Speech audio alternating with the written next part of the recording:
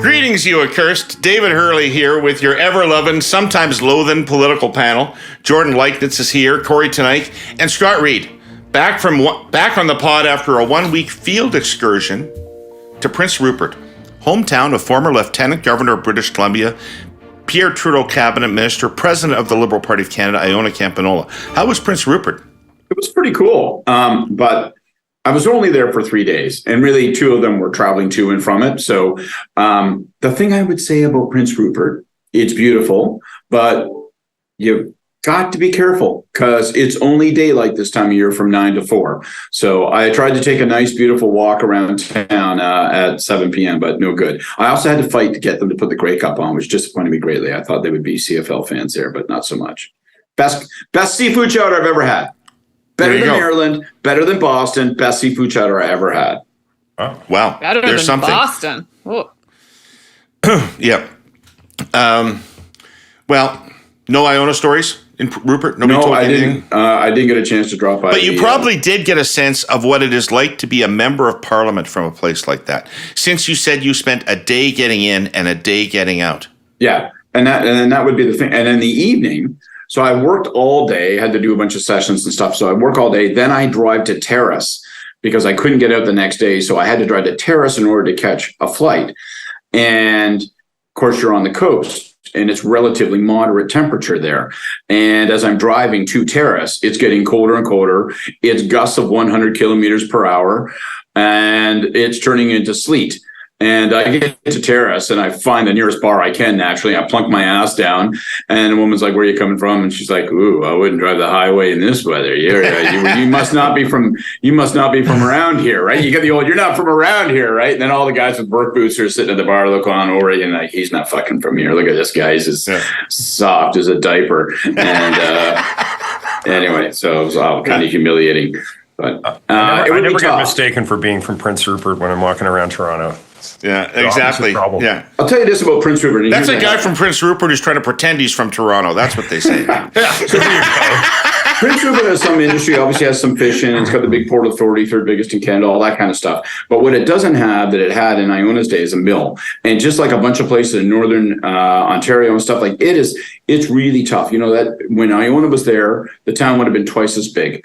And they were telling me that when that mill closed a couple decades ago, half the town just left, like they were kind of gone by sundown, and it just beats the living shit out of places. But it's a gorgeous little town. Cows Bay, that's where you want to go, Dave. Go to Cows Bay. Find yourself some beer and seafood. Cows Bay, I'm on it. Well, you don't have to go as far as Prince Rupert if you want a good seafood chowder, though. Yeah, make your way out at lunch to Petit Bill's in Westboro while you're in Ottawa. It's fantastic. Seconded. No dirt beneath your fucking fingernails. Jesus, listen to you. All right, here's the rundown for today, folks. First up, Pierre Poilievre and the terrible, horrible, no good, very bad week. We'll break down all of Mr. Poilievre's fumbles and foibles and discuss whether any of it bites a chunk off of his 15-point lead. Our cursed clipping is from Kevin Carmichael, writing in The Logic about the fall economic statement. And Israel, Palestinians, and Hamas, hate crimes on the rise, mass protests here at home. We'll talk about the domestic political implications. Looking forward to that. And then Mr. Pinsent and our Hey Yous will wrap up the show for today. Kory, Scott, Jordan, are you ready for this? You up for it? Ready. Always. You bet. Look at me. Wait, I got to tell you, you know where I am? You know where I am right now recording this? In Kory's Ottawa office. I'm actually at the table, at the desk, in the seat of the silver fox himself. This is where Kory sits. And as you can see, he's taken down his art, though. So now I'm just in this sort of slate gray of nothingness. But looks like he's in his office and you're in his closet. Yeah, I'm in the Toronto Rubicon HQ right now. So I see. But we'll get my Elvis painting up for you next time. Sorry. It's speaking of, like, you walk around. First of all, the place is spacious, beautiful. It's more perfectly appointed than the AGO. There's fucking art all over the walls. There's little statues and figurines and expressions of emotion and artistry. It's really beautiful here. That's what I think of when I think of Kory. So absolutely. It's so anyway. Has he shown you his relics from the Ming Dynasty yet? No, but there's a lot of political paraphernalia. I do own a samurai sword, though. It's not a real samurai sword, but kind of. Yeah, I'm surprised. Anyway, all right, let's get going. Let's get going before everybody turns this fucking show off. Okay, hundreds of people have already. Hundreds of people have already. Let's save some people from this. Okay, so last week sucked for Pierre Poilievre. That is, other than the daily polls showing him 15 points ahead, last week sucked for Pierre Poilievre. He didn't do anything to advance his situation, his win last week, but let's talk about how much of a setback it actually was, or what it might portend for the future, especially during a writ. He didn't back the Canada-Ukraine free trade deal for what seemed like spurious reasons, leapt to a conclusion about the accident at the crossing in Windsor being a terror attack, and then got into a huge fight with reporters about it, which itself became a story. So, Scott, why don't you tell us why Liberals are so fucking excited at the end of that week? Well, they shouldn't be too excited. All things in good measure. I don't think it's going to turn around the world for Pierre Poilievre and resurrect the Liberals instantly. But, I do think it was a bad week. And I think it was a bad week, not just because some of the specific decisions. And I do think one of them is going to hurt him. And I've heard Kory talk about this before. But that Canada-Ukraine thing, I just think that's you can talk yourself into some kind of rationale for it and how it makes strategic sense because he's uniformly against a carbon tax, blah, blah, blah, blah, blah, right? He's against. But there's other ways to have done that. Right. It's against Ukraine and it's going to tag him. And I think it penetrates and people kind of go, what's that? And the fundamental, I think, people hate politics and politicians. They just do. They elect politics. They elect politicians, but given their druthers, they hate politics and they hate when politics are rubbed in their face. And you got a whole week of Pierre Poilievre giving you politics above all else, partisanship above all else. And the real big thing I would emphasize going forward is that the week was a bit of a tell in the sense that, you got to be careful to not drink your own bathwater, not believe your own bullshit. Don't believe your own bathwater. Certainly don't drink your own bullshit. It's just, and the problem is that you see conservatives reacting to the reaction and getting all wound up about these are not mistakes. We didn't do anything wrong. That's fine. We can be like this. And even if I concede any inch whatsoever, well, you know what? People aren't paying attention anyway. And my view is that people take their impressions about political leaders sort of, in the air at night. It's an osmotic thing. It can be irrational. It's hard to actually nail down, but there are little cues. And if you're going to take that attitude and not say to yourself, we spent all this money because we made a rational decision that we need to soften this guy up. We need to present a different side of him than the barbed wire politician that people have seen for 10 years. Then don't undermine that with a week of being at the microphone, looking like a fucking cock. And he looked like a cock over and over and over again. And by the way, there's one other quiet thing that was in there. They nominated this guy in Kitchener who was like an anti-lockdown, convoy kook. And they shouldn't have that guy in there. They should not have that guy running for them. And that didn't make a lot of news. But again, it's a slight indication of an operation that says we can get away with anything we think because we think it. And you can't get in that mindset. It isn't arrogance because of their position in the polls. It's a mindset of the last guy blinked, the last guy turned, the last guy reacted to the roar of the crowd. We will not react to the roar of the crowd, much less the roar of the press gallery. So fuck all those people. And I just think, yeah, okay, there's something to be said for strength. There's also something to be said for understanding the context that you're operating within and sending out the signals that you're sending out and understanding whether those signals are negative and making those adjustments. So, Kory, I'm interested in your take on how much this matters. I mean, my view is that the events of the week in and of themselves are merely a speed bump and nothing more, and not likely to change much. But to go to what Scott was saying, it's clear that the Conservatives believe that the guy who will win a majority government is the guy in the ads. And the question is the dissonance between the guy in the ads and the actual guy. And how much that shows up over the next 2 years and whether that makes a difference.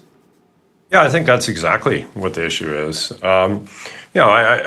We'll disagree on the Canada-Ukraine stuff. I think most people hear carbon tax, not Ukraine, when they hear that one. But I think the bigger issue was, I think an impulse to rush to judgment on the explosion in Niagara Falls.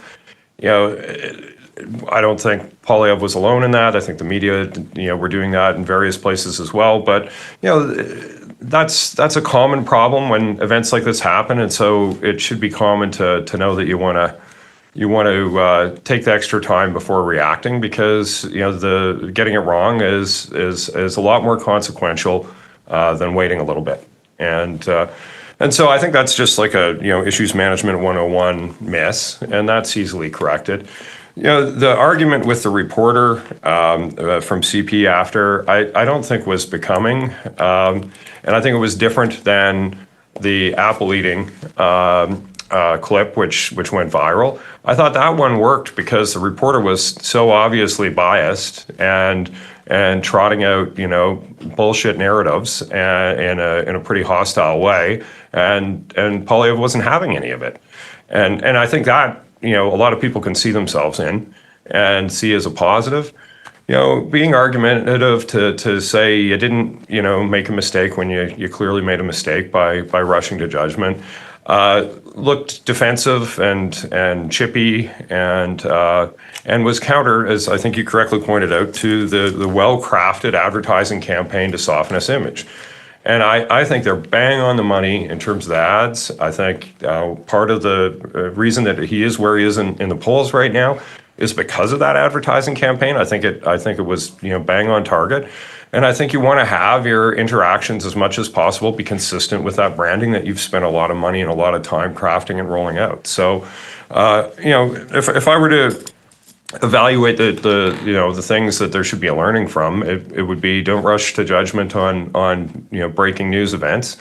And if you do get it wrong, like there was another way to handle that. Just say, look, this is a lesson as to why we don't want to rush to judgment on this stuff. The point remains the same, that we need to be, vigilant at our borders, et cetera. Like there's lots of things you could say that didn't require the sort of chippy interaction.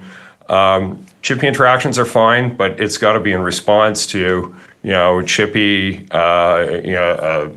biased reporting and reporters' questions. Like if you're meeting that the latter with a chippy response, well, I think people kind of like it. If you're meeting a reasonable question with a chippy response, well, that's not as great a look. So I'm picking up where I left off last week, because the story was only half told, Herle-Burleites. And damn it, I'm a completionist, especially when our presenting sponsor TELUS asks me rather politely to be a completionist. If you recall, I was talking about a new PwC report released in October that highlighted Canadians' ever-growing appetite for digital data. Not only that, but the rather large role the telecommunications sector plays in our national economy. Pretty sure I used the descriptor humongous to describe that. Well, the PricewaterhouseCoopers report also shone a light on network resiliency and the impacts on it, specific to Canada. The short story is this. The climate here is generally considered to be warming twice as fast as global averages. Wildfires and atmospheric rivers have become all too familiar additions to our national lexicon. What the PwC report makes clear is the massive amount of investment that's required to harden network infrastructure, due mainly to our severe weather and natural disasters related to climate change. For TELUS, that number is more than $110 million invested in the last 6 years alone. Think expanded generator capacity, solar-powered cell towers, lifting buildings and offices in flood-prone areas, proactive brush clearing to prevent fire damage. And whereas I find redundancy annoying and generally something to be avoided in life, in telecommunications, what you want is more and more of it. TELUS is continually upgrading network infrastructure to add critical backup systems with less potential for downtime. More redundancy and more capacity, so data never stops moving. PwC's report lays it out there, Herle-Burleites. Canadians' expectations for more data, speed, and reliability never abates. That's only possible with ongoing investment, as well as support from government and a regulatory environment that continues to make those investments make fiscal sense. Do you think, Jordan, that Poilievre could ultimately lose because people don't really like him? Or do you think he can only lose if he takes positions now that people really think are harmful to them? Oh, I absolutely think he can lose if people don't like him. Because as it turns out, politics is in part the business of being liked by large numbers of people. So, and the campaign knows this, and that's why they've put millions of dollars behind the ad campaign to reintroduce him in a softer way, particularly to women voters. And so, yeah, I mean, I agree with Kory in the sense that the exchange, particularly I think with a female journalist like this, is not helpful for them. And it really does present Poilievre as somebody thin-skinned. He looks really to be punching down a bit. It's not a good look, and he comes off as kind of a dick, right? Like that's the bottom line. And I think I agree with what Scott says in terms of how voters absorb impressions by osmosis. And so we've got now this advertising campaign that was very successful for them, but we're still seeing this, we can maybe call him the old Pierre Poilievre, popping out again and again in these small ways and these big ways. And I think it's a counter narrative. And I would actually put the two incidents, I would put the argument with the journalist and the prejudging what happened at the border in one category, and I would put the Ukraine-Canada vote in a different category, because I think that the first two, those are ones arguably where you can say that this is where the leader's instincts and perhaps some of the people immediately around him right before QP, they got a little cocky. And I mean, I would a little bit disagree with Kory's characterization of it here. I don't think it's just that they got the facts of it wrong. They were trying to make a partisan point using what had happened. They were trying to use it as a way in. They had a little attack line in there against the prime minister about security. How much of the fight was about the fact that they didn't want to acknowledge that they'd gotten the factoid from Fox News? That's exactly it. And that's it's clear, like, a lot of people have broken down the timeline on this. And I think Poilievre's instinct also to lie, to cover it up. Like, this is no good. Like, this is not where you want to be spending your capital in terms of having a fight. So, but to me, what's really interesting about that is this is stuff that looks like that's leader driven. That's somebody, and that, some folks really close to him right before QP with some questionable instincts. Those I agree with Kory. Those are issue management problems that can be solved internally with a conversation about how you approach this stuff in future. But the Ukraine trade deal, that's a horse of a different color. That was a sustained debate within the caucus about how they were going to vote on this. That was people like Chong being told to take a seat and vote along. I think that that's actually a lot crazier, because as much as Kory may believe that this is something that voters hear as carbon price, I don't think that's at all the case. It's weird. The argument is weird. It's the Canada-Ukraine trade deal, negotiations that were kicked off by the Conservatives under Harper for a deal that's intended to support Ukraine against Russian aggression. You guys are voting against it because Ukraine is considering doing some more carbon pricing because they want to join the EU, because they want to fight Russia? Come on. Like, I think it doesn't make any sense for anybody who has a modicum of support for Ukraine, which is most Canadians. So what is interesting to me about that is that it suggests that a bit of the bunker thinking that we've identified within the Conservative leader's office is shared in caucus, because he got a lot of people to go along with that. So that's really interesting to me. And I think that might also be a little bit more dangerous in the long term. Well, Scott, let me come back to you. And I just want to say whatever you're going to say. But I do want to ask you a different version of the question that I asked Jordan. Yeah. Which is, at some point, the Liberals have to decide what their attack on Poilievre is. Yeah. Right?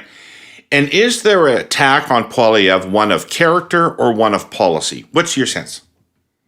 Well, I think... Is he an asshole, or is he going to take away your pension? Well, I don't want to pick, right? I mean, what I want to do is I want to get both those trains moving down, train cars moving down the track if I'm the Liberals. And so I think when you asked the question starkly to Jordan, you asked, can he be defeated solely on the issue of character, or must he also be defeated on the issue of on the question of issues? And I think, to be honest with you, if you can connect issue with character in a way that gives voters a crystal ball, because look, people know when they vote, like a big chunk of people know in their gut, right, that they're leasing leadership, right? They're literally signing a lease on leadership for the future for a certain period of time.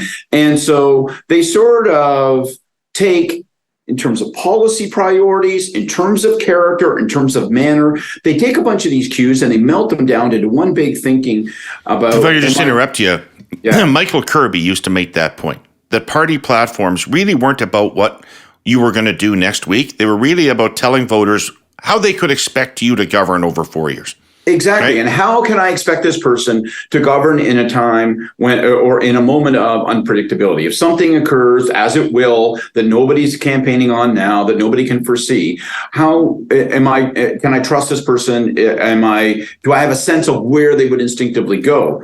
And I think so for that reason, I don't think it's enough to just say he's a prick. I think it's got to be connected to a couple of issues, then demonstrate that these things all add up to something important. The one thing I also wanted to say, and I think one of the dangerous character traits isn't just about him and his personality and how aggressive he is, because you can always make that old argument of like, well, I want my leader to be a prick because then I figure he'll be a prick to others. And it's not like, it's not like Harper was the most cuddly, warm guy in the world. Mackenzie King was our longest. But Alistair Campbell, Harris's guy, told me once about Harris when they were doing something on hepatitis C to upstage Chrétien.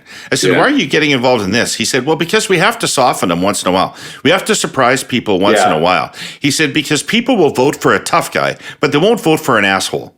Yeah, right? I think that's right. But I guess I was just going to say that to me, the characteristic, which still qualifies under the heading of asshole, but that's particularly challenging for them, is when people see them being assholes. And I go back to this point. People don't like politics. So they know they have to endure politics to vote, to get a government, all that kind of stuff. But they don't like it when you rub politics in their face. And so when the great secret for conservatives often in this day and age is that they are able to borrow the bumper sticker approach to politics. They're able to make it simple and jam that. And then you get liberals always kvetching and going for some complicated, tortured, lengthy explanation to show why people aren't wrong and the conservatives are wrong. And here's what the real story is. And here's the facts, blah, blah, blah, blah. And that's always losing territory. What we witnessed this past week was an example in reverse. With this whole Ukraine-Canada thing, the simple story is, are you for Ukraine or not? And then if your story is, well, yes, I am, in spite of what I've just done and what appears simple on the face of it, it's this long, complicated, weird, obviously politically motivated explanation around carbon tax and carbon pricing.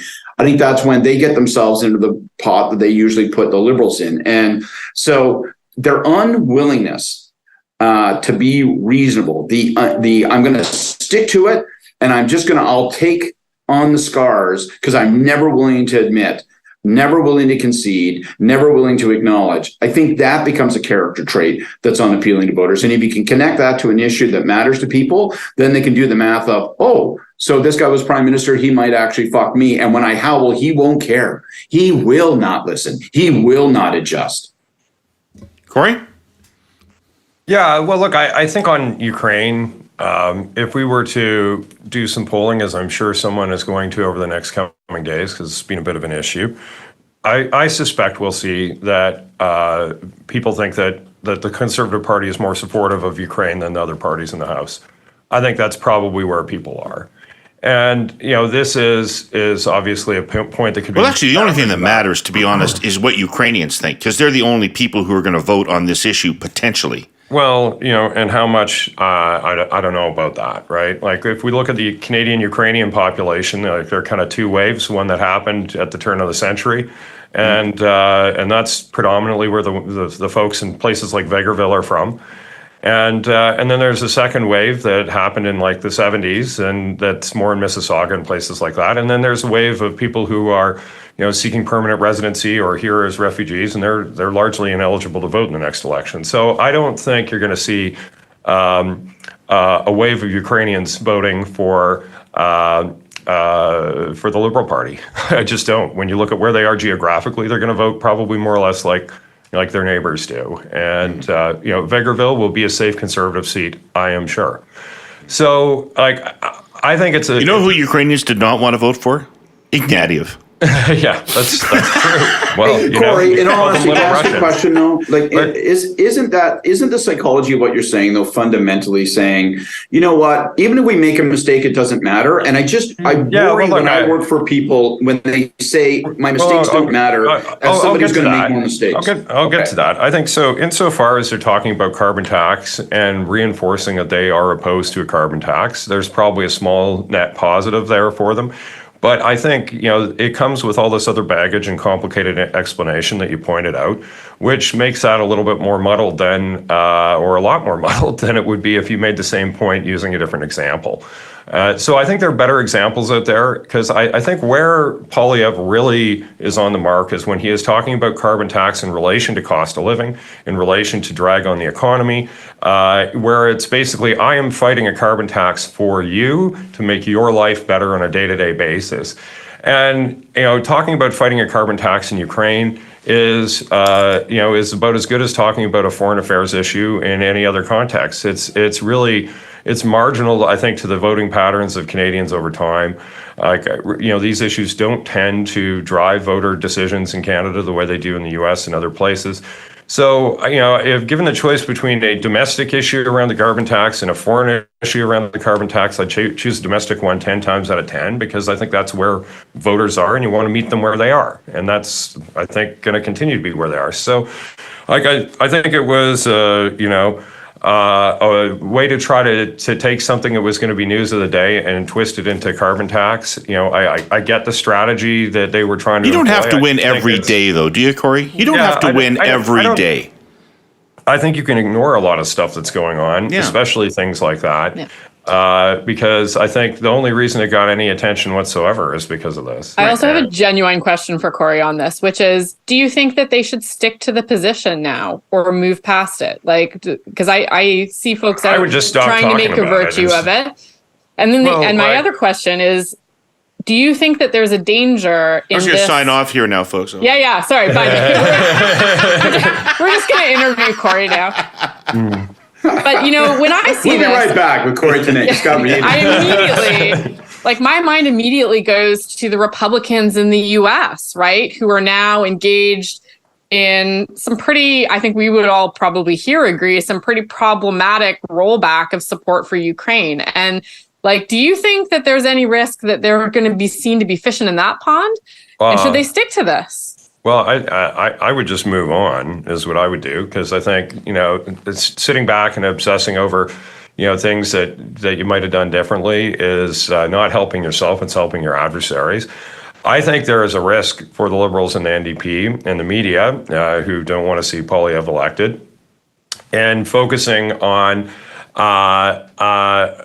this issue and that angle that you're talking about around, the corners of the Freedom Caucus in Congress who want to, you know, not support Ukraine and not send military aid to Ukraine. That's not the position of the Conservative Party of Canada. And, so when you're trying to do things like that, you're trying to put U.S. politicians on the Canadian ballot. I don't think that works. I don't think that works. I think you got to fight the people who are actually on your ballot, and I think you got to make it relevant to them at home. And if you want to make it it's almost doing what I think is problematic for the Conservatives in this area, only doing it even more so. You know, you're twisting it into U.S. politics and Ukrainian politics. So now you're talking about politics in two different countries with an even more convoluted argument. So, just for the record, I would be super glad if the Liberal Party would try to make it a ballot question about U.S. politics in Canada and Trump-like behavior. Well, but that's making something about, you know, character of the person, not necessarily the policy around it. I just think you're getting into very complicated flow charts of logic here that are a lot more difficult. I think the challenge that the Liberals have is they've largely lost the middle class on cost of living and economic issues. And if they want to get them back, they're going to have to talk about those things. And you know, guess what's not that? You know, Ukrainian free trade deals or U.S. congressional politics. So on that note, with your agreement, I will move on. And I will move on, secure in the belief that next week the polls are still going to show the Conservatives with a 15-point lead, despite Poilievre's no good, terrible, bad week. But this was fun. Thanks for visiting. it's been 11 months since anybody around Justin Trudeau had a reason to crack their face with a smile. So give them that. I think that's why it's noteworthy. It's I'm sure everyone will forgive us for wanting to dwell for a minute. So we're getting into the time of year for looking back. News organizations love looking back. Readers and viewers like reminiscing, which is why you'll see listicles about the best movies of 2023, the best books, the biggest news stories, year-end quizzes, etc., etc. If you've had an annus horribilis, it isn't terribly pleasant looking back. Happily, 2023 has been the opposite for our sponsor, CN. The railway has improved just about every metric that matters and continues to do so. Speed, for example, or more precisely, velocity. Speed is how fast something goes. Velocity, to a railway, is how far a train travels in a single day. Let me unpack that. Trains often face delays getting out of the station, delays during a journey while they sit on a siding waiting for another train to pass in the opposite direction, delays loading or unloading, or delays while a railway copes with the landslide or a fire or a blizzard, and how quickly engineers get traffic moving again. To put it simply, CN's velocity improved last year. As a matter of fact, in the past couple of years, CN's velocity has improved by about 20%. That's a big deal. It means CN trains are traveling more smoothly, more efficiently. Something else that's changed for the better? CN's departure rate. Again, more simply put, that means CN trains are more punctual. Right now, 90% of CN's trains depart and arrive on time. That's as compared to 79% last year, which is good, very good indeed. Other metrics relating to profitability and staffing levels have changed for the better too, but really it all comes down to leaving and arriving on time. That and a relentless commitment to safety. The Globe and Mail's report on business credits these improvements in part to Tracy Robinson, who took over as CN CEO in early 2022. The newspaper named her Business Newcomer of the Year for 2023, noting that investors and customers are happier. All of which makes this past year an annus mirabilis for Canada's iconic railroad. Okay, I had to look that up, but it's sure nice to have one. Our clipping today comes from The Logic. I'm going to give The Logic a shout out here. We devoted some time on the hurly-burly to exploring the new media landscape that's out there, and one of the things that really is a bright spot in that landscape is The Logic. If you're interested in economic or business news, it's a great source. It's an independent source. They've got really smart people writing there, and it's good stuff. One of their new writers is Kevin Carmichael, formerly of the Financial Post, and he was writing about the fall economic statement last week. I should note that in one of his articles about the fall economic statement, Kevin Carmichael mentioned this podcast. So in the old days of Spy magazine, they used to call this log rolling. So here we go. Quote, Freeland's update represents a pivot from the runaway spending that started under the COVID-19 pandemic, while at the same time making clear this government thinks balanced budgets are a policy for another time. She promised to keep debt as a percentage of the economy on a downward track, but not before letting it creep up to about 42.7% of gross domestic product next year from 42.4% the current fiscal year. The deficit will be 1.3% in the fiscal year that ended March 31st and 1.4% in the current fiscal. That's no one's definition of austerity, but it won't cost Canada its AAA credit rating. Trudeau appears to have acknowledged that there are limits to what Canada can borrow. Resiliency has become more complex than generating a clean balance sheet. Hedge fund billionaire Ray Dalio says the world is being reshaped by 5 forces: the debt, money, and economic force, internal political instability, geopolitical instability and war, environmental changes driven by climate change, and technology, especially AI.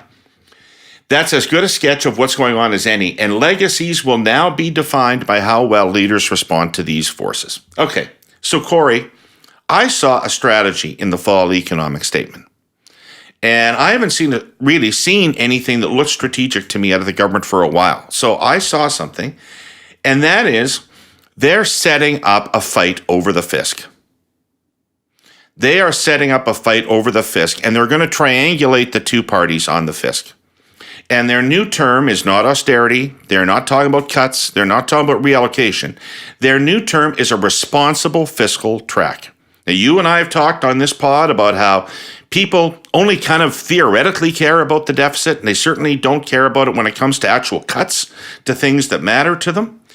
And that as long as you tell people you've kind of got it under control and you've got some path to balance, that's what most people are looking for. They're looking for something responsible. And I think the Liberals are setting up that Poilievre's going to cut too much, his balanced budget rhetoric, they're going to use it against him. And so they're going to triangulate against him as somebody who's going to irresponsibly cut. And if I was a betting person, if they're following through on this strategy, Jordan, there'll be no pharmacare program. They'll stare down the NDP on pharmacare and say, we can't afford that. These people are too risky. They'll spend too much. These people are too risky. They'll cut too much.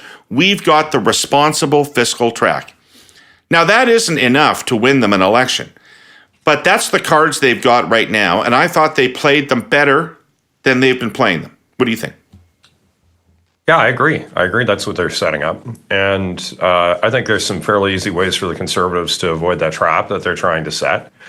And one would be that I would be, retrospective and looking at things that I would do differently, as opposed to, floating a detailed platform where you're costing every measure and coming up with an aggressive path to balance, because that inherently involves cuts, and cuts are not popular in election campaigns. I don't think you need to go there to respond to that. But I do agree with you. I think that's what they're trying to set up. I do agree with you. Saying no on pharmacare is really smart politics. Like that. That's not a proposal that's terribly popular with Canadians, and it's super unpopular with provinces. I think, as and it's also, if fully implemented, very expensive. So I think, all of those things, make it a good thing for the Liberals to do what you're saying, that these guys are going to spend too much, these guys are going to spend too little, we're going to be in the middle. That's exactly what I was, sort of talking about earlier, that you got to have a economic narrative and a narrative around the economy that hugs the center, that says, we're going to be the defenders of a broad-based definition of the middle class. And I think that's where the Liberals have gotten off track over the last number of years. And I think that's where they got to get back to if they want to perform better. But, it's not like that territory is unoccupied right now. It's very clearly occupied by Poilievre. And I think his narrative around this is quite straightforward and quite plausible for folks. Carbon tax is costing you more. You're not seeing the benefits. This government is very ideological. It doesn't matter whether it's working particularly well. Doesn't matter whether we hit our targets. Doesn't matter any of those things. They're going to do it no matter what. And, if they have any deviation from it, it'll be like what we saw in Atlantic Canada. It'll be all politics all the time, and politics is not going to benefit you in the final analysis. So I think that's what the response for them has to be. I agree that's the setup they're trying to make. And, I think you just have to sidestep it. Jordan, what do you think? So I think that as far as recent efforts go, this was probably as well received as it could have been on the part of the Liberals in terms of pleasing no one, really, which is maybe not a good bar. But if you look at some of the attempts to change the channel and to reset, reaching back into the summer, like the cabinet reshuffle, which was just disastrous. So this wasn't that. This was better. There was some strategy behind it. But I think that it also reflects a reality that the Liberals are between a rock and a hard place, and that even the best executed strategy at this point just kind of holds them at a neutral, and it's not enough right now. So I think that their messaging was better on the economic update. It was clear the message they were sending was one of fiscal restraint, and then with a small side of housing. But of course, the problem was that their small side of housing, which is the place where most Canadians are concerned in terms of their affordability issues that they're living day to day, is not enough to answer those concerns. And, on a factual basis, I feel for them. And I think actually your interview with Trevor Trombone was good at illustrating this, but like they really have very little margin to maneuver in program spending. They're hemmed in by choices that were made years ago at this stage of the game. But the problem is that nobody's going to believe that they're a government of fiscal restraint at this stage. It's just not going to happen. But conversely, people are hurting. They are scared of losing their homes. And I don't think that a lot of those people are going to believe that what the government put forward was adequate. Now, I do think that the mortgage charter was probably the strongest piece in the update that has some potential, although the fact that it's non-binding is so that may need to change, because I think relying on the goodwill of the big banks not to screw over Canadians is a bit of a generous interpretation.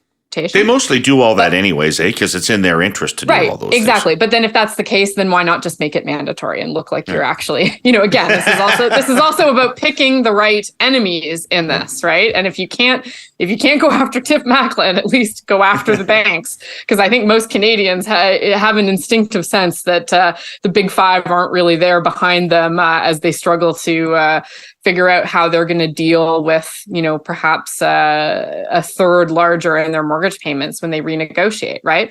So I think all told, it wasn't bad for the Liberals. They did a pretty good job, but even like they're so fucked right now that even with actually executing something that was decently done, it's not enough, because they're still not responding to those core affordability concerns that are animating the middle class right now.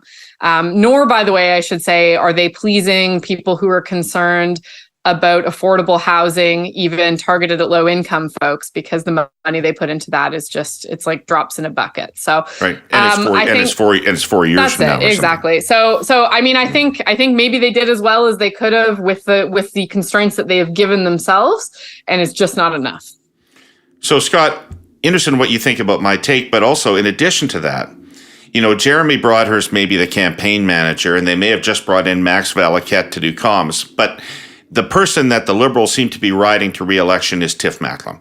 One of the things that came out of the fall economic statement to me is they've decided to get out of Tiff Macklin's way, both substantively. They weren't going to give him any substantive or optical reason to keep rates higher than he has to one day.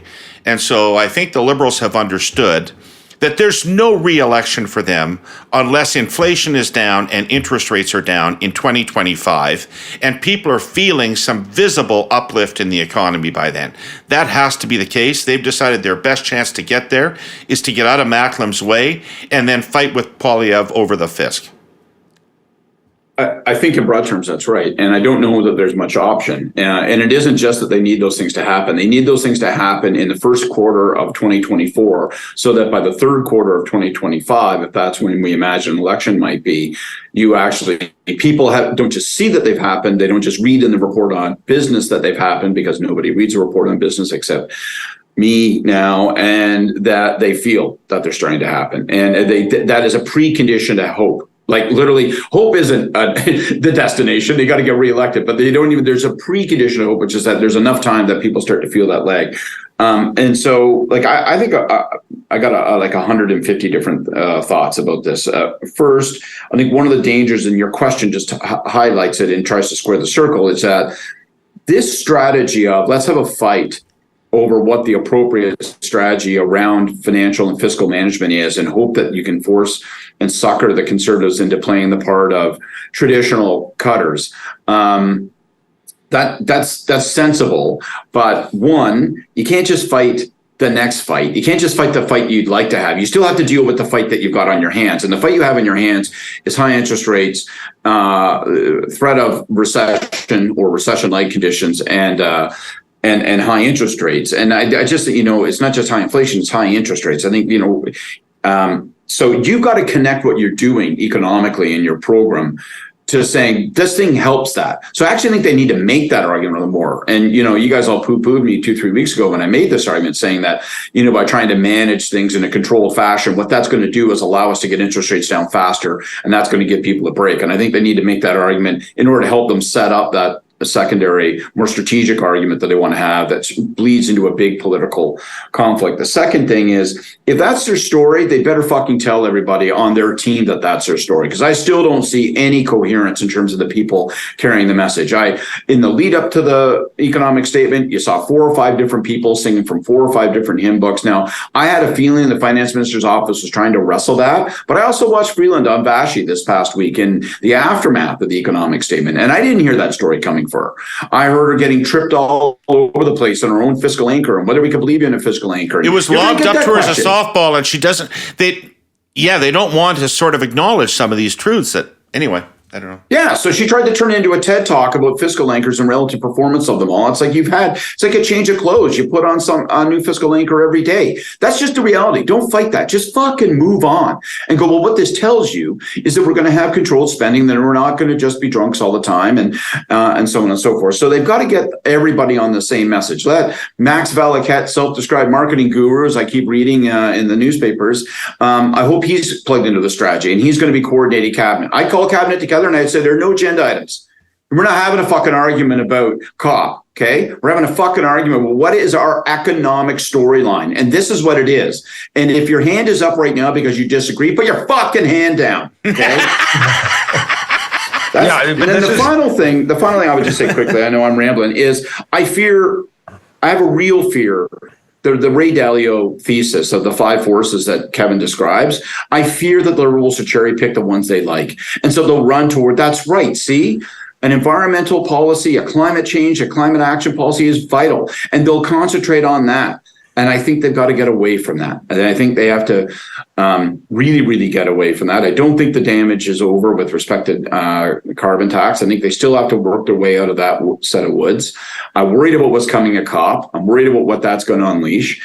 And so I worry that in order for this strategy to work, they're going to have to stick to it. They're going to have to set traps. And they're going to have to, by the way, show the agility to adjust, because the conservatives aren't stupid. They can see this fight coming. And it's kind of a predictable fight from a dying government. The next guys are going to cut everything and leave nothing but burnt roads and trashed hospitals. So you're going to have a few twists in that turn. You're going to have to make it compelling. And you won't do it if you pause to talk about climate action every 30 seconds. And also you won't do it. And Freeland did this on her interview in The Current, where she somehow twisted herself into an argument that Canadians should feel really good about how Canada's economy is doing because of our wage growth. And that is just that is just their biggest problem, Jordan. Their biggest problem on this right now is that they cannot find a way to acknowledge the realities that everybody is feeling. So like a mutant, I watched Freeland's deliver the fall economic statement on CPAC in its entirety. And so I'm watching this speech, and if anybody else, a normal human being, had been watching it, they would have turned off after 5 minutes, because the first 5 minutes described a world that does not exist as far as Canadians are concerned. That's exactly it. That's exactly it. Right. The first part of the speech is, before I get to what we're doing, let me just tell you the 33 indicators you haven't heard, because the media aren't telling you the good news, and certainly the Conservatives aren't. I'm going to tell you all the indicators that tell you that Canada's cooking with gas. Yeah, and with full irony, most Canadians they don't live, their headspace is not, I live in the G7. I live fucking here and I can't pay my bills. Well, I think you really put your finger on the salient point here, which is that they need to come up with a consistent narrative. I hear you, David. There's the early warning signs of a strategy in the fall economic statement. But if you're looking at distant early warning, just a whisper, It's a whisper. It's like it's a sense. It's a sense, a feeling in the ether here. But what actually matters is consistency over time and repetition of that core message. And what I heard a lot more in the interviews that you referenced is a desire to argue with people about the reality that they see, as opposed to meeting people where they are, expressing some level of empathy with that, acknowledgement of some realities that may not be entirely great for the government, but using that and the acceptance, having people see that you acknowledge that reality, and then using that as the pivot point to get to the message about a better future under a path that the government wants to lay out and a choice and all of that. But to get to that pivot, you got to have some acknowledgement of reality. I don't even know how they think it's helpful, Kory. Like, how is it helpful for them to say it's something new on housing? We've been focused on housing for the entire 8 years we've been in office. This has been our number one priority. We've been on this thing. Well, my answer is, well, then fuck off. If you've been working this hard on this for 8 years, you don't know what you're doing. Get somebody else in there. Catharsis. That's all it is. It's catharsis. Like it's to argue with yourself, to say, hey, look, no, you're wrong. You're wrong. We've been doing a great job. Every decision we made has been immaculate. It's just not where people are at. It's Kory and I it's both a self-serving narrative as opposed to a productive narrative. There's nothing worse. We've both been communications director and a PMO, and like you get hauled into cabinet, and people bitch and moan and say, this whiny sort of self-absorbed story of like, we've got a great story, it's not getting out there. People aren't.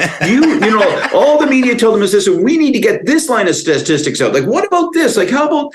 And then eventually, like, because it's just you're stuck in a room. Right? You're not in a trailer park where you can just turn and say, well, what do these people think? You're just stuck in this goddamn boardroom on Parliament Hill. And so you end up limping out going, okay, well, we'll send out a set of talking points to say, here's the 40 did you knows. Did you know that in Johns you can buy a house for 14% less than again in Toronto? Well, the irony is that in a world where every problem manifests as a communications problem, this actually is a fucking communications problem. There's a reality problem too. Like we're gonna miss our climate change targets as they want to talk about climate change and all of that. So people see the suckiness of a carbon tax and what it means for their daily life, and then they see us missing our targets anyway. So, like, it's not even good policy as in the way that they want to frame it. So, I think they have to acknowledge some truths here and come up with a plan that is, consistent with the hint of a strategy that we saw in the fall economic statement. All right, let's do it. Move on to our third topic. You okay, Jordan? I'm good.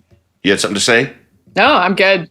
All right. Lots, okay. But yeah, I suspect we'll talk about this again. We may come back to it. So we are 7 weeks or so since the Hamas attack on Israel and Israel's declaration of war on Hamas. As we knew would happen, the focus for weeks now has been on the damage done to Gaza by the Israeli counteroffensive. Wild fights on social media, protests in the streets, anti-Semitism and Islamophobia on the rise. It should be a major political issue, except that most Canadians don't care that much about this issue, and there isn't a lot of light between the political parties. Some rhetorical differences with respect to Israel, but the Trudeau government has continued to support Israel while cautioning its government. We know that since the Harper era, most Canadian Jews vote Conservative because they consider that the party that's most reliably supportive of Israel. I don't see anything here that's changing that. Jordan, what do you see as the domestic political implications of this war? Right, like there's a massive generational divide in terms of how the events are being interpreted and how people are understanding the Canadian government's action or inaction, as they would characterize it. And so, younger people in Canada are far more pro-Palestinian and more likely to be critical of the Trudeau's refusal to call for a ceasefire. So now, do I think that this is going to necessarily animate their vote come election time? No, I don't. But I think this is a trend, worth keeping an eye on. And it's one that I think we also have to acknowledge that this particular iteration of the conflict is new in the sense that I think for the very first time, we're seeing images of just catastrophic destruction in Gaza beamed into everybody's little black box of doom in their hands all day, every day for the last 7 weeks. And there's no question that that's having an influence in how people are understanding the issue, in particular younger people who are very active. Younger people are getting all of their information on this from TikTok and YouTube. Yeah, a lot of people are getting, that's right. A lot of people are getting their information from social media. And I think one of the things that is, and I'm not going to say that the platforms are the issue here, because I think that this is something we're seeing across a lot of platforms. But algorithms obviously reward content that generates more engagement, and content that generates more engagement tends to be that with the most heightened rhetoric.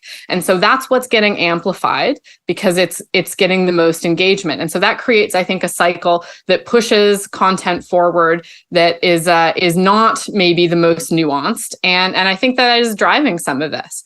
Now, by the same token, like, I think that there's also a bit of a fact issue here, which is that it may be all well and good that there's broad consensus within the political class in Canada that Israel has a right to defend itself in accordance with international law. But what is the problem is that now you're seeing things, again, in your little black box of doom in your hand that are clearly outside of international law.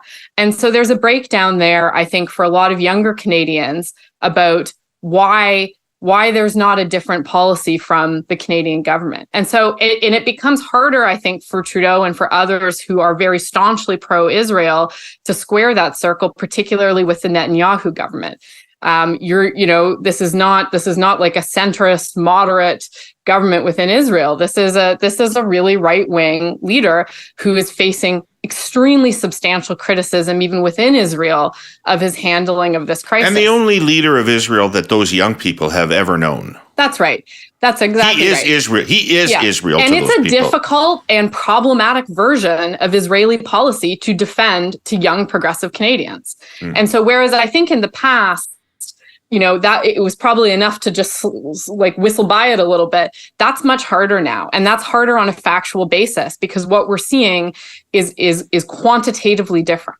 And I think that that's, to me, I see that's a lot of what's happening here in Canada. And that's why the pressure, I think, from younger Canadians is so much higher to have a little bit more of an honest discussion about what's going on and what Canada's position is. And I do think that you saw Trudeau step towards that over the last couple of weeks. And of course, that earned him a rebuke from Netanyahu. But really, this is right. That's exactly what I was going to say. Really, that was an expected reaction, and I think that was certainly understood to maybe be useful by the PMO. Scott, what do you think? Are there any votes changing? Because I don't get the sense that any minds are changing in Canada. I think that people are loudly expressing their mind, but I don't get the sense any minds are changing. So are any votes changing? I think the issue is harmful to the government. I think it's harmful to the government in this way, and there's nothing they can do about it almost, except not make it worse, in my opinion. I'll expand on that in a second. But I think it is harmful. I think it does have political implication because I think, protests that are occurring on campus, protests that are occurring, if you live in Toronto, that, 3, 4, 5 times we've seen, all of University Avenue, brought to a halt by large scale protests and stuff. I think it adds to a sense of instability, a sense of discomfort that, this is there. So like, when you go to the bar, the doctor's office, those are the only 2 places I visit other than home, obviously. I mean, because, those are the 2 sort of, pipe ends of my life, right? I go to the doctor's office after I've been spending hours in the bar. But when you go there, people are talking about it. Like, so I think, people are like, whoa, and they're talking about it. And yes, it plays in Quebec and with youth differently. And you see all that. But I think for all those reasons, I think that, it's really, really difficult. If part of the intention of the government was to get rebuked by Netanyahu, I think that's a mistake. I don't think that serves you well. I don't think that's going to move votes back to you. I think that's a misreading of it. I think there's an instability and a discomfort here. And the best thing you can do for yourself is not try to figure out how do I sort of needle thread here the voter coalition. Don't try to both sides it. Don't try to sort of say, well, I'm saying of both sides the same thing. I don't think that works. I have a strong view. I think that, they should start disaggregating this conversation. When they talk about anti-Semitism, they always say, well, we always need to speak out against anti-Semitism just as we speak out against Islamophobia. You don't speak out against anti-Semitism and then later in a different context, in a separate context conversation, speak out against Islamophobia. All lives matter. Yeah, don't signal to exactly, because then you're nothing. And I think there's been inconsistency in terms of what they've said with respect to foreign policy on this issue. I think that reduces the sense that you are a stable force. I think it actually reduces your influence internationally. And I don't want to overstate how much we have, but I think that by taking a strong stance publicly so that you can have a stronger hand privately with the Netanyahu government is the wise and correct way to go.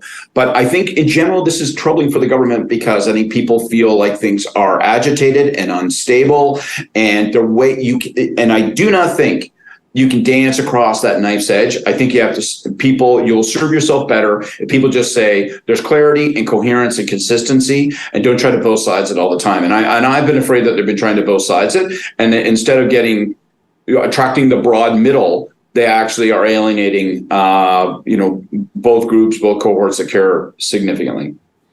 So, Kory, if young Canadians are the group of people that are uniquely more likely to be supportive of Palestinians, so not in majority numbers, but more likely, and less likely significantly to be supportive of Israel, is that any threat to Poilievre? Because he's got the lion's share of those voters right now. Mostly the young men. The young women are more leaning New Democrat. But he's got the lion's share of those under 35 voters right now, and he's got the hardest pro-Israel position. Is that a vulnerability? I don't think so, although I do think there's something to be of concern about here, and I talked about it last episode as well. I think TikTok is a cancer. And I think it's, I'll disagree with Jordan around saying I don't think the platforms are a problem. I think they are a problem. And, and one can speculate as to and what sorry, to be clear, I think all the platforms share a problem. I don't think that's true, though. I don't think that's true. There's no transparency in the algorithms that are being used to push content. But here's some things that we do know. Western-based social media platforms are barred from China. They are not allowed to be used there. You can go to jail if you get caught with Facebook or Instagram on your phone. Like, these are forbidden products. Yet we allow a Chinese social media company with a completely non-transparent algorithm that is pushing, I think, an anti-Western sentiment, and I think it propagates negative content and false content in a way that is detrimental to our society. And I think that it should be banned here. And at such a time when you see China open up to Google and to Meta and to others, then maybe we'll have a conversation about allowing them here. But it is a problem that we have Gen Z folks looking at the Bin Laden open letter to America and saying, "Oh, now my mind's really changed."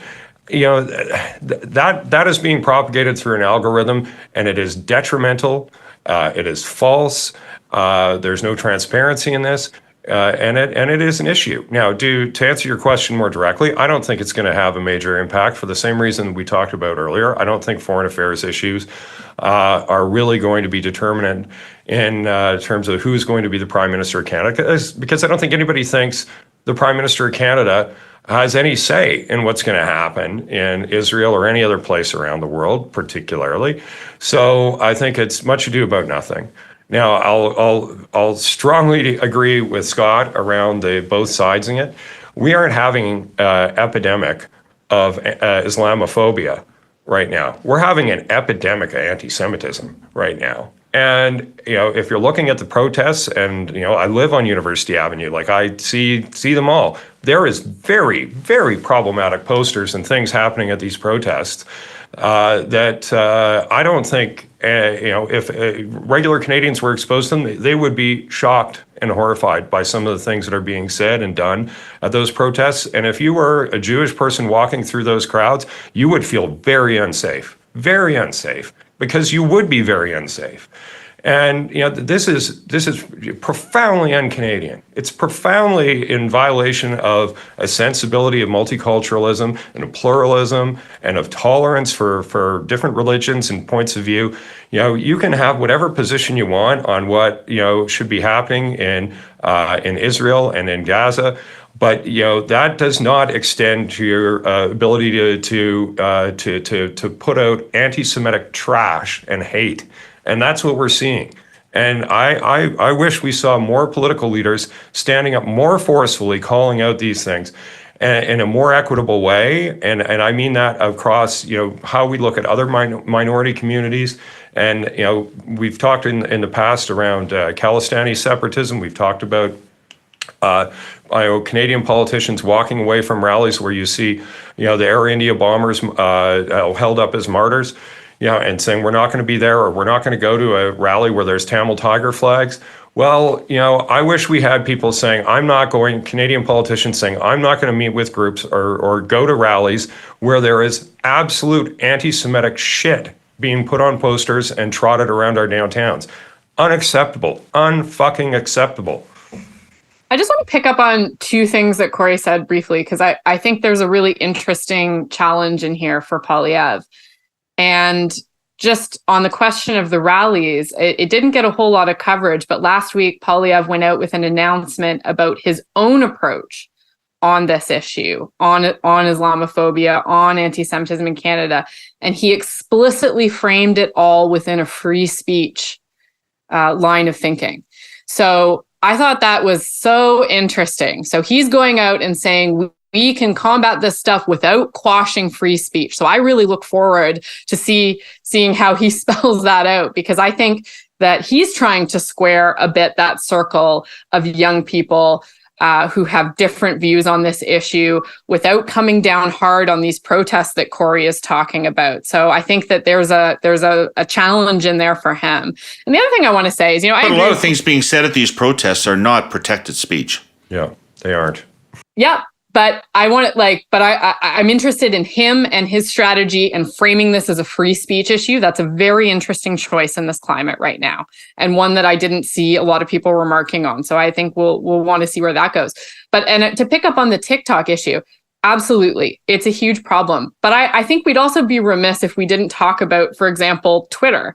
Right. So we have boomers are getting their misinformation from Twitter. Right. Well, and Elon Musk is out there from Twitter right now. Whatever. The five is people who are left on there. But, you've got Elon Musk out there amplifying anti-Semitic conspiracy theories. And so these platforms are all problematic in different ways. And I think we really have to, yes, absolutely look at appropriate regulation in terms of content and have conversations about what is going to be allowed. There's a difference, Jordan. Jordan, wait a second. If I could jump in with some data. Let me jump in with some data. If you are a boomer, you get most of your news from mainstream media, television primarily, and newspapers. And about a third of people supplement that with something that they read online or search out somewhere else to supplement their.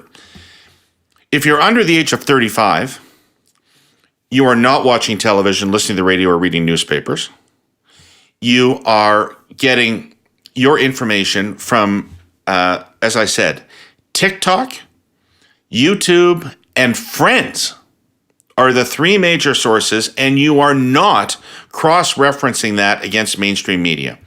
So what I'm telling you is that TikTok and YouTube are the sources of news on this subject for most people under the age of 35. I don't disagree with you on and that, it's not news. It's a fact-free zone. Where I'm locating the problem is more broadly across the social media landscape. And also, I think we also have to consider why is mainstream media not reaching or not accessible to younger people? And this is obviously a much broader conversation. Sure, but what I'm cautioning against is a generational moral panic about the kids not understing issues. The kids are not all right, Jordan. It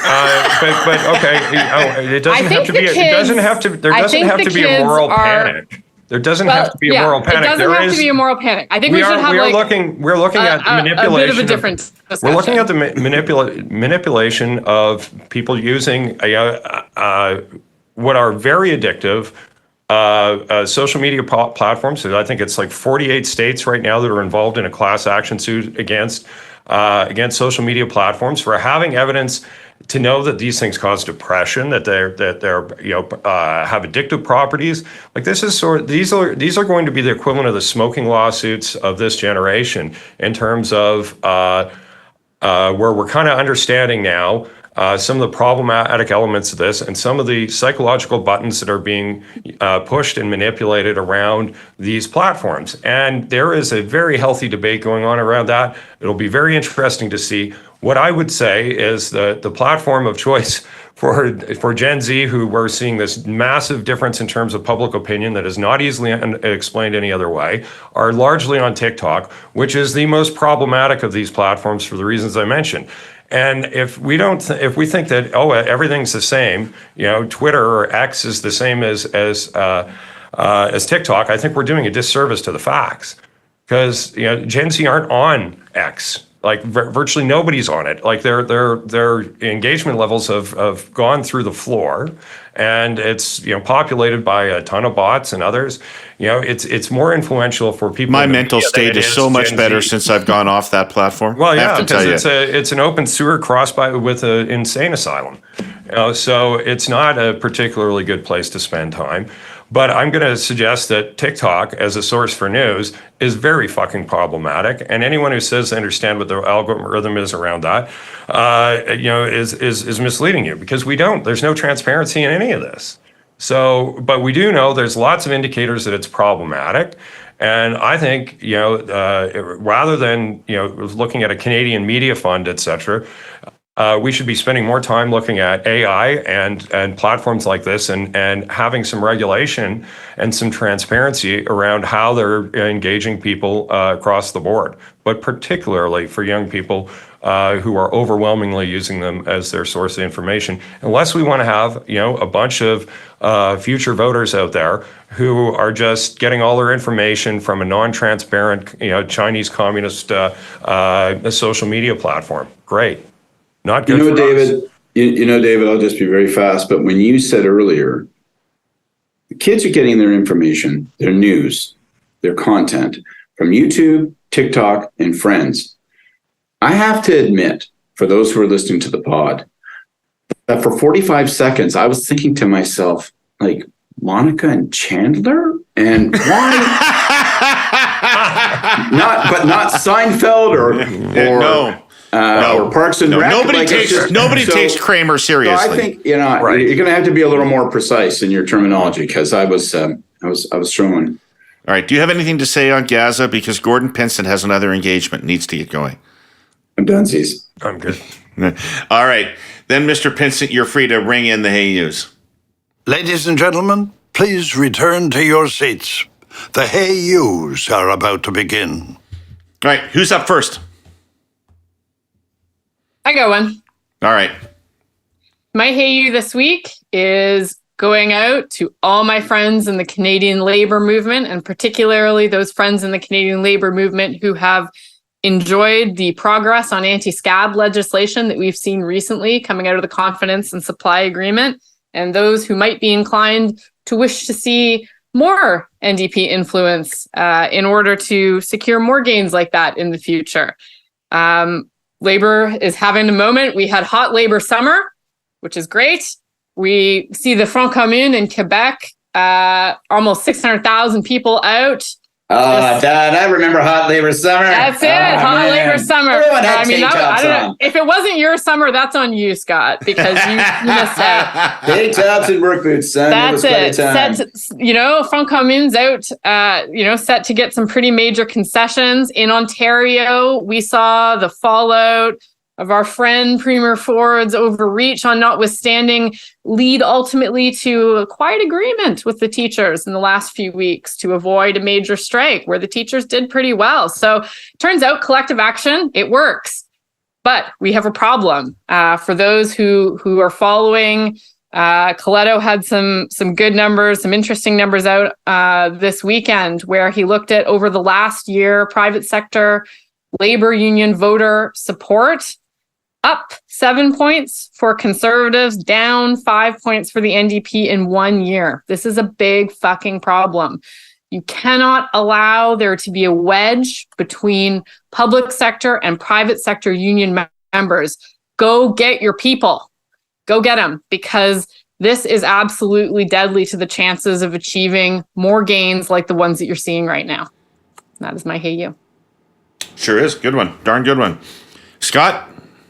My Hey You out to the Ontario Liberal Party. They had voting this past weekend for their leadership contest. I'll just say that I voted my home running of Eglinton Lawrence, and I was enthused. I was really enthused. There was a huge lineup yesterday afternoon. The guy, young guy Phil there, was monitoring the line, was having to let people in batches of 3 because there was so many people lined up to vote. I think that's a good sign. I don't know where it will go. I'm not certain who will win. I cast my ballot primarily for Bonnie.